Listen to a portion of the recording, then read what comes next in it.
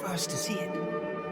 Everything you see, every tree, every flower, every bird, is made completely and entirely out of chocolate. Grandpa Joe, now I know I'll never have to dream again. For I've had dreams incredible, but here's a dream that is edible. Mr. Wonka, pinch us please, so we can taste the forest for trees. Look here, Wonka, the waterfall makes sense. But what's the point in all the rest of this stuff? The point? Well, what's it for? It's my creation. How does it make money? It doesn't. It's a little cupboard of treats for a midnight feast. No, madam. You use it for photo shoots. Certainly not. It's therapy. No. Well, if it isn't for anything and it doesn't make money, then why on earth does it need to exist at all? You really don't see, do you? A painter needs no reason to make a thing of art.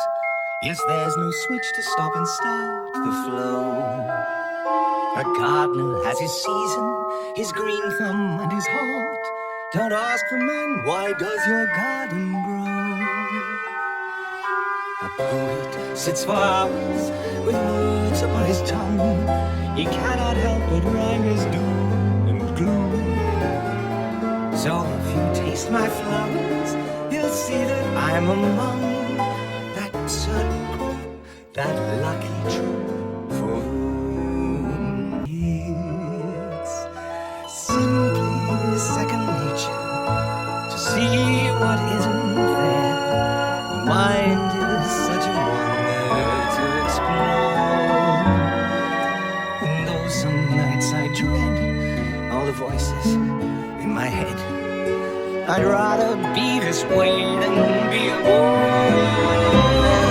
It's simply second nature to dream of something new, then wake on fire and try to sculpt each day. It's no blessing, it's a curse. Wait, no, strike that and reverse. I wouldn't have it any other.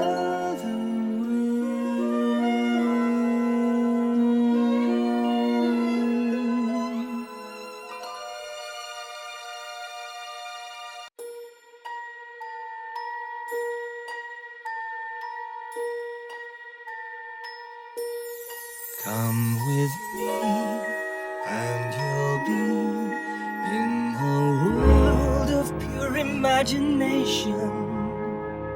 Take a look, and you'll see into your imagination.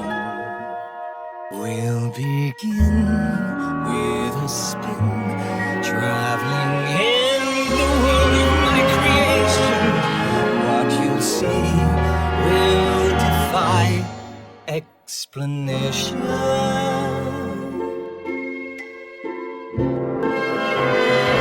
If you want to view paradise, simply look around and view it. Anything you want to, do it. Want to change the